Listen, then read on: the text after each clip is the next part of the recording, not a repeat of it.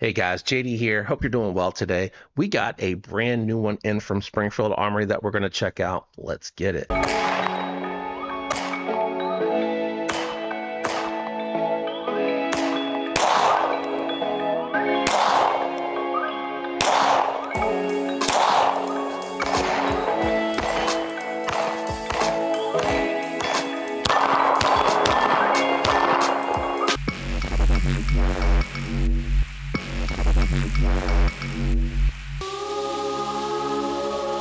All right, guys, so we have the Springfield Armory Prodigy comp. Just wanted to show really quick the case that it comes in. Comes in a box in a case.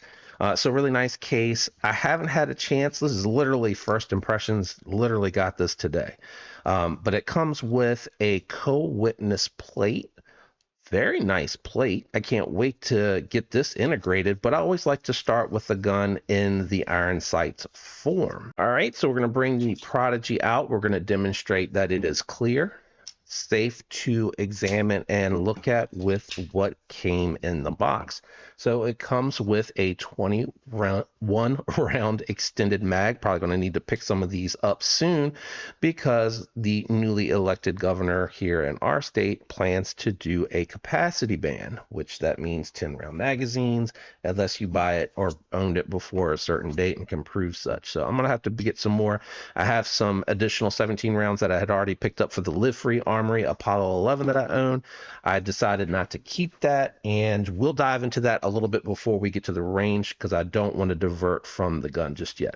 And the other magazine, as we showed a moment ago, 17 round flush fitting mag. So I do like that's what you get with this particular one. Now the Prodigy itself, I went with the 5-inch comped version here. As you can see, it has co-witness sights. You have a tritium insert in the front here. Do my best to bring it up to camera, put the UV on it so that you can see that. I use a UV light on my Arc Pro Ultra to showcase that. I like the texturing on here from what I understand. I don't own a Hellcat, but I understand this is the type of texturing that you can find on the Echelon and the Hellcat. Not super abrasive to the touch, just rubbing across it. It's got a little bit of texturing to it, kind of sandpaper-ish feeling if I could describe it. But when you go to grip it, man, you are locked in. The profile a little bit thinner than the definitely the aluminum grip that I had on the Apollo 11. That was very chunky feeling when it came back, and it feels like it's a little bit thinner than my 2K11 that we'll bring out here in just a second.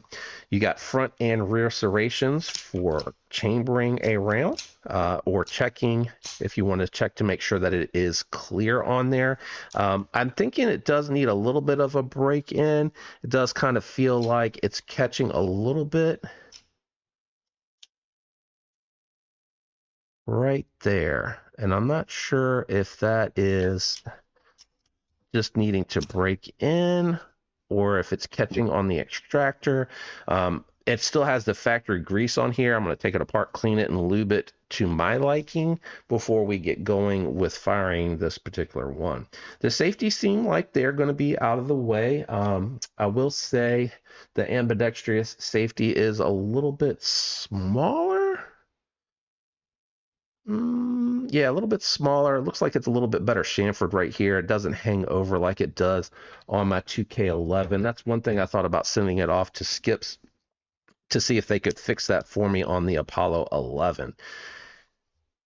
I believe you can get any style plate that you want from Springfield for mounting on here, but I don't know which one comes standard on the plate. I'm hoping it's the RMR or the 501 401 501, I think, for Hollow Sun. I'm hoping that's the chambering on there. 9mm chunk port on here. I believe, does that stand for double stack? Prodigy double stack? Is that what that stands for? Somebody let me know in the comments. I'm new to the Prodigy game, my very first one. I love that it has the texturing here as well because I plan to run the comp version without the light. So I do want to, I wish there was a little bit here so I could get a little bit of grip on the, you know, just a little bit of, not stimpling. What am I thinking of? What am I thinking of? Texturing for sure is a word, but that's not what I was thinking about. Just something here to be able to kind of grip on with the thumb as well. I think that would be a really nice way to grip it. Let's check the trigger, which does have some texturing across it. It is curved, whereas my 20 or 2K11 from Kimber is flat. I don't know how I feel about that. I also really like this all blacked out look with just a splash of chrome on there. I have some ideas of how I may want to do this, but I would like to run it in its most stock form for a little while, 500 to 1,000 rounds, maybe, depending on how much shooting I can get done here in the winter. But the trigger itself got a nice pull on there. I don't know the weight. I need to get a weight puller, but that's a pretty good reset. Yeah, pretty good reset, discernible wall. I like it. I don't know if I want to change the grips out. Also, let me show, I want to showcase this here. So on the port itself, oops, I'm on the UV light still there, JD. You can see the rifling ends. There you go. The rifling ends right before the chunk port. So it's a hollowed out chunk port. It's not running through the rifling at all. So I like that about this particular one. Oh, that's right. I was like, why does it feel like it weighs a ton? My weak fingers can't quite get it. But right where that line is literally where the actual barrel rifling is. And then it's hollowed out for that port very nicely. Now it is interesting. It looks like, I don't know if you'll be able to see that. I'm going to try again with the flashlight one more time. But it looks like, maybe if I bring it over here and angle it, you guys can see that. Oh, my finger's in the way. I would expect where they bored it out, it would have been hollowed there. Not hollowed, bored out all the way out to the end. Maybe the bullet, maybe it's longer than the bullet, so there's no chance of it being able to escape and hit before it comes out. It is slightly crowned. I do like that. It doesn't have the easy style disassembly. It looks like it's a two-piece. So that's something to take note of. You have nearly a full-length Picatinny, and you have the nice undercut here for the finger. This does, I mean, ergonomically, this feels really, really, really nice. This is a huge step up over the Apollo 11, in my opinion, with its 3D printed grip. The fit and finish on this is much better. I definitely need to take this apart and clean it when we're done here before we go shooting. But the fit and finish is far better than it was on my Apollo 11. It didn't feel as well matched up. The safety itself is very nice. This also could be a nice landing spot here as well. I can almost get my finger in that groove. I've never had much luck with that happening. I actually think the index finger probably would be a little bit better for the grip on this, but it feels really nice in the hand. I'm not sure if I'm going to do the MJD grip or not. So I grabbed an earlier variant, and it has the MJD grip on here. Kevlar and carbon fiber weave. Trying to decide, is it actually thinner? This feels thinner than it did with the aluminum grip. No, they feel about comparable. I will say the magwell on this one is a little bit nicer. And I will say the dovetail safety, grip trigger safety, grip safety. I swear I can say it. Seems like it's a little bit more pronounced on here, and it sticks out a little bit further. We'll see if that becomes an issue when we actually go to shoot with this one. And because this one isn't ported, doesn't have the ported compensator on it, I run the flashlight on it. Also, this is my home defense weapon, and this is, for cameras and purposes, not chambered. As far as the smoothness, yeah, you can tell the Kimber's a little bit smoother. About this stain feel and tolerance, this feels like it might have a little bit more play on it. This one feels a little bit tighter, honestly. Also, I haven't shot this at all. This has probably got about 1,000 rounds through it. Like I said, it's not chambered. Lighter trigger pull and a shorter reset on that trigger. Slightly lighter. Yeah, and a better reset on it. What else is different on here? Obviously, MJD grip. The safety, I like the way this is chamfered a little bit better. I'm going to see if Skip can fix mine, or if I could use this. Maybe I could just grab this safety. This is smaller on this side. This one sticks out further, but it does clear. I like this side of this safety, but I like this side of this safety better, so I might just get them to chamfer that one down. I'm trying to debate whether or not I'm going to send it over to the Prodigy package over there. I like the flat trigger a little bit better than the curved trigger. I think this maybe has... I like the undercut here better and the stimpling better than I do on the Kimber. I'd say the Springfield actually has a little bit, well, I think because of the curved trigger. I think once you put the flat trigger in there, they'll probably be pretty comparable. I like that the rail goes out further. I like the slide cuts on the Kimber a little bit better. I like the slide shape a little bit better, but I don't have any issues with the slide shape on there. They both have chamber indicators, internal versus external slides. Sorry, ejectors. I said slides. I'm looking at the slide. I do like that their plate includes co-witness sights. You don't get that on the Kimber. I definitely like the grip texture and the magwell on the Kimber a little bit better. And this definitely feels more broken in. I literally think I scratched the aluminum magwell on this grip texture over here. This one I think has a little bit more of a pronounced crown to it. This is not chunked, so I don't know what the chunk port looks like on there. But safety's on. Man, that tolerance is on that. This is pretty impressive. I cannot wait to go shoot this. All right, let me talk really quickly as I drop it again. Why I made the change. So I sent my Apollo 11. The day I bought it, I came home, cleaned it, disassembled it, and went out the next day to shoot it. And it misfed every other round to every round, sporadically. So it would shoot and then get hung up. Like it would shoot, load, shoot, and get hung up. Or it would shoot, hang up, shoot, hang up. And I was cleaning it, trying to figure it out after I had cleaned it and took it. I tried to run 2 magazines through it and it kept doing it. I couldn't even get through to see if maybe it was just a matter of breaking in.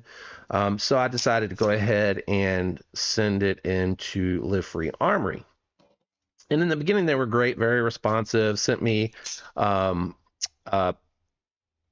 mailer and everything immediately to go ahead and get it sent into them to get repaired. It was before Thanksgiving. So I anticipated there was going to be a little bit of delay, right? No issues. I sent it to them. They got it. I saw the tracking that they got it. I waited 2 weeks. I hadn't heard anything. So I checked in. I was like, just wanted to check in. Hadn't heard anything. Wanted to see if there was any kind of update or any news. And they didn't respond for a week. I checked in a second week after that. So 2 weeks checked. A week later, didn't hear.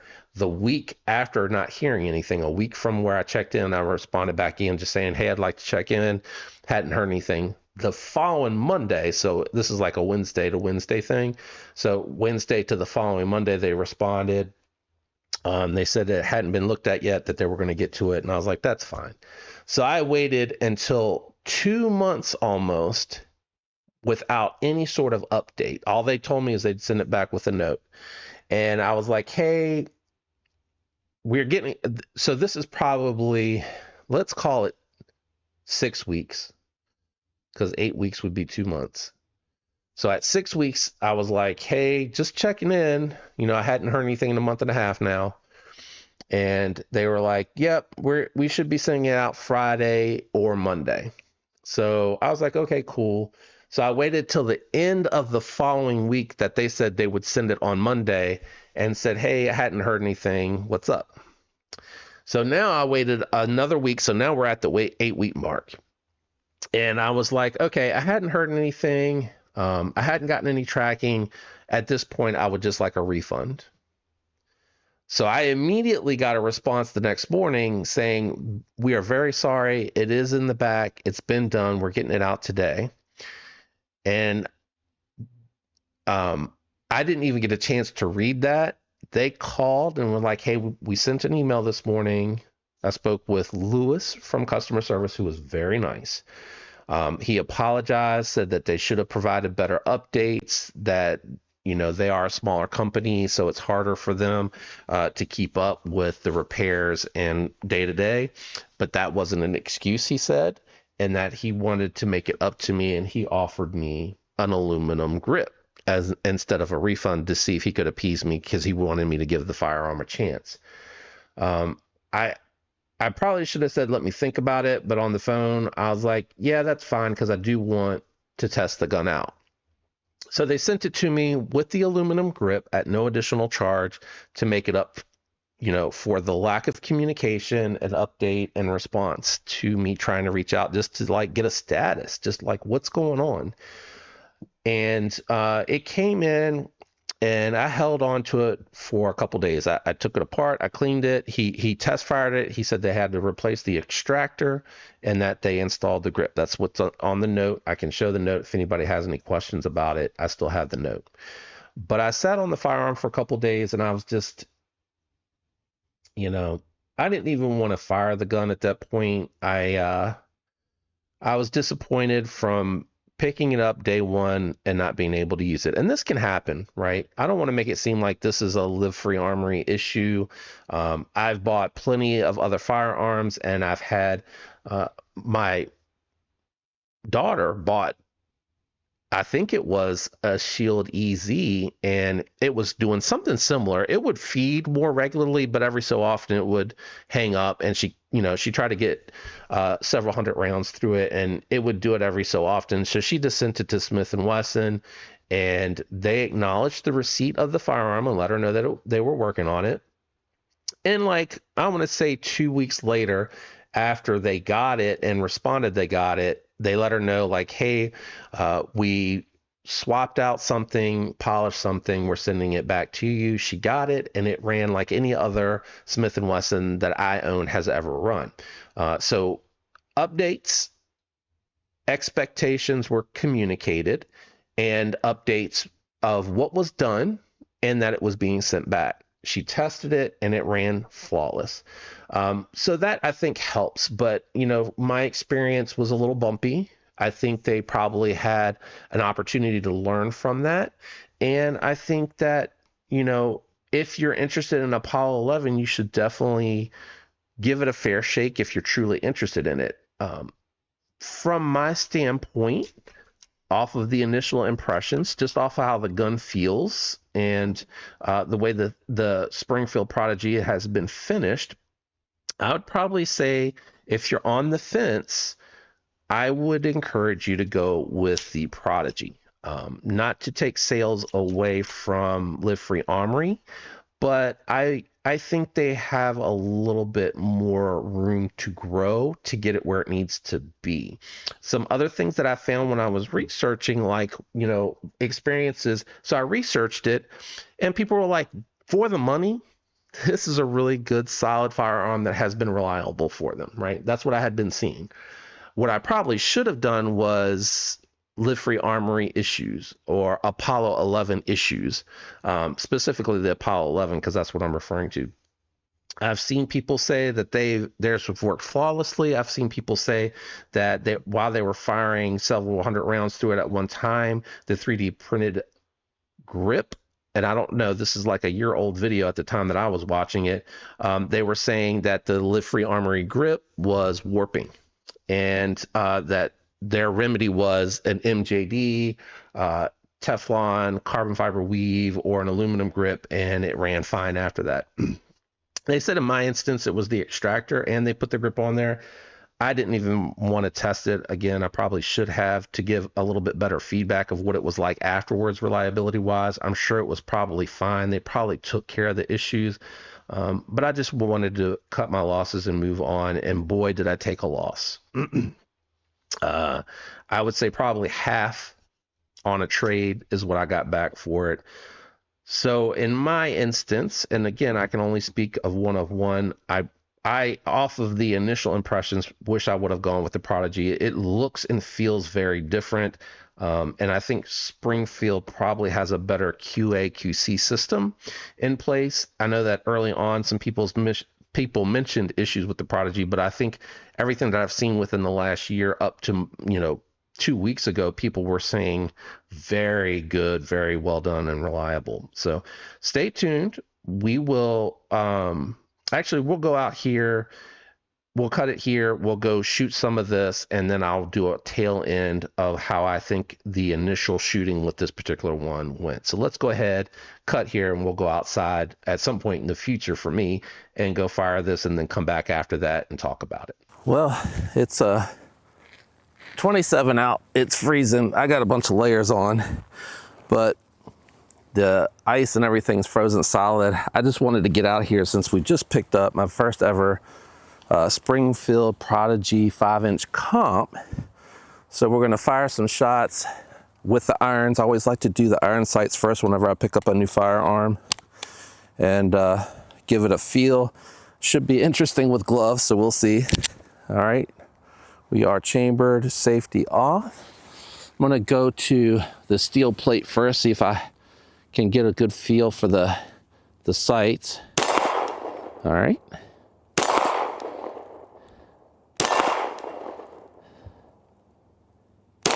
I'm high. There we go. High again. It's a little slick. It fires very nicely. Ooh, high. Aim below the target. Maybe not. There we go. It's hard to really feel it in the rain, in the snow, in the freezing snow. Let's go ahead and run one more mag through.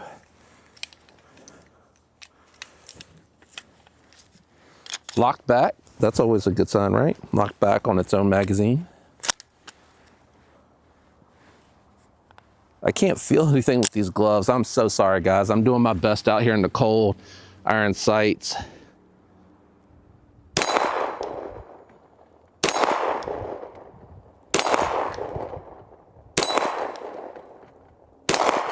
I like these sights. These sights are really nice.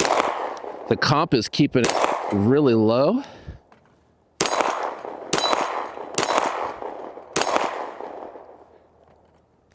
Oop. All right, I like that. Yeah, I like that. I can't wait till it warms up a little bit so I can get out here, feel the texturing and everything with my bare hands. But honestly, with gloves and the texturing, the comp, it feels very flat. The following Thursday.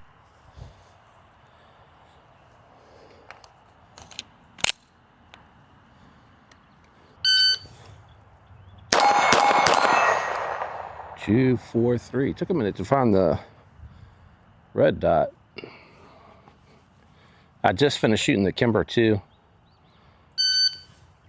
208.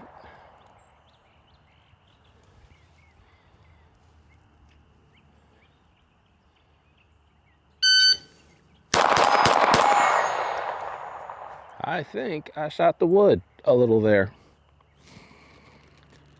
The optic is definitely being covered up here. I might have to try to find a different plate. And I left the rag inside. I'll do that with that.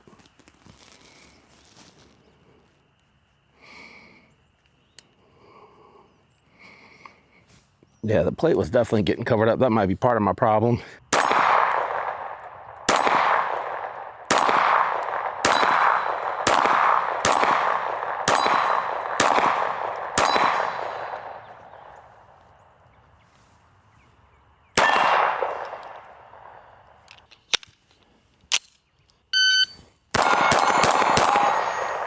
185.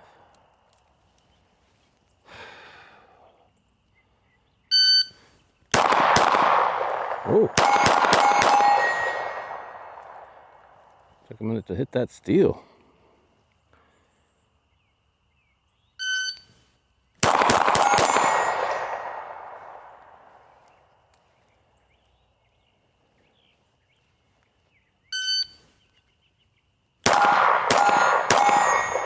.319. Took a minute to find that dot again.